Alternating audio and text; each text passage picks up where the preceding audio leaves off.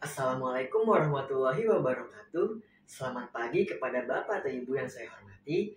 Marilah kita panjatkan puji serta syukur kepada Tuhan Yang Maha Esa atas rahmat dan hidayahnya sehingga saya dapat menyampaikan pidato ini secara daring. Sebelumnya, izinkan saya untuk memperkenalkan diri. Saya Alfandi Wahyu Ramadan, mahasiswa Universitas Negeri Jakarta, dan saya berusia 20 tahun. Lalu saya berasal dari Jakarta. Saat ini, saya terpilih menjadi Duta Bahasa di tahun 2023. Selanjutnya, izinkan saya untuk menyampaikan sebuah pidato mengenai penggunaan bahasa Indonesia di sosial media. Bapak, Ibu yang saya hormati, dan para hadirin yang saya muliakan, saya bangga berdiri di sini hari ini sebagai Duta Bahasa untuk menyampaikan pidato mengenai penggunaan bahasa Inggris yang berlebihan daripada bahasa Indonesia di media sosial. Di era digital ini, perkembangan teknologi telah memungkinkan kita untuk terhubung dengan orang-orang di seluruh dunia dengan cepat dan mudah. Media sosial menjadi wadah yang penting bagi kita untuk berbagi pikiran, pengalaman, dan informasi dengan komunitas global. Namun, dalam perjalanan ini, saya ingin menyoroti tren yang mengkhawatirkan, yaitu penggunaan berlebih bahasa Inggris di media sosial, terutama di kalangan masyarakat Indonesia. Bahasa adalah aspek kultural yang penting dalam identitas suatu bangsa. Bahasa Indonesia sebagai bahasa nasional kita adalah simbol kebanggaan dan persatuan bangsa. Namun, sayangnya kita sering melihat pemuda dan remaja Indonesia lebih cenderung menggunakan bahasa Inggris dalam komunikasi online mereka. Bahkan, dalam konteks yang melibatkan sesama penutur bahasa Indonesia, beberapa alasan mengapa fenomena ini terjadi. Pertama, penggunaan bahasa Inggris di media sosial dianggap sebagai status sosial atau tanda kecanggihan. Banyak orang merasa bahwa menggunakan bahasa Inggris akan membuat mereka terlihat lebih terdidik atau lebih keren. Hal ini sering kali menjadi dorongan yang kuat bagi banyak orang untuk menggunakan bahasa Inggris bahkan dalam situasi yang sebenarnya tidak memerlukannya. Kedua, adanya dominasi budaya asing dalam media sosial juga berkontribusi terhadap penggunaan bahasa Inggris yang berlebihan. Banyak konten populer, influencer, dan tren berasal dari negara-negara berbahasa Inggris yang secara tidak langsung mempengaruhi penggunaan bahasa di kalangan pengguna media sosial. Namun, saya ingin menekankan pentingnya melestarikan bahasa Indonesia.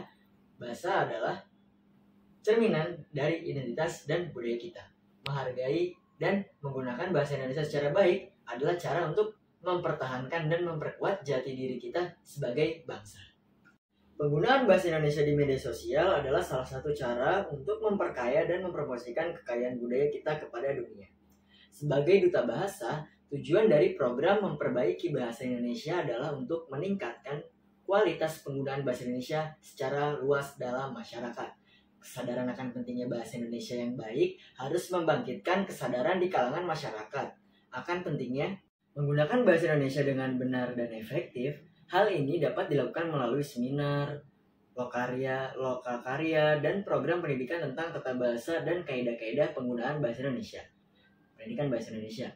Program harus berfokus pada peningkatan kualitas pendidikan bahasa di sekolah-sekolah dan lembaga-lembaga pendidikan lainnya. Guru dan dosen perlu didukung dengan pelatihan tambahan dalam hal tata bahasa, penulisan, dan keterampilan komunikasi dalam bahasa Indonesia.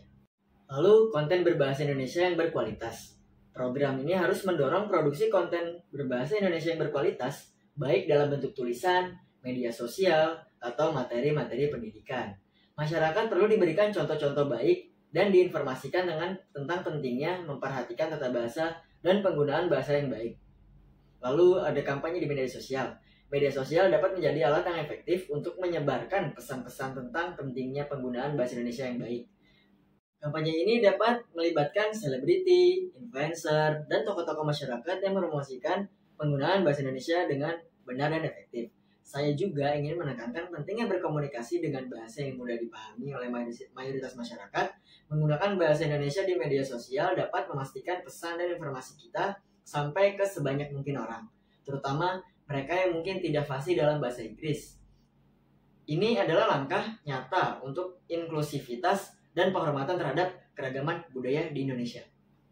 Oleh karena itu, Sebagai generasi muda Indonesia, kita memiliki tanggung jawab untuk menjaga dan mempromosikan penggunaan bahasa Indonesia dengan bangga.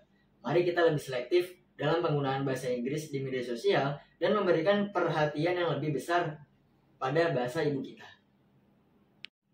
Terima kasih atas perhatiannya para hadirin sekalian dalam pidato saya sebagai duta bahasa. Semoga kita semua dapat terus berkomitmen untuk menggunakan bahasa Indonesia dengan baik dan menjadikannya sebagai kebanggaan kita. Mari kita bersama dan memperkaya dan mempromosikan keindahan bahasa Indonesia di setiap aspek kehidupan kita.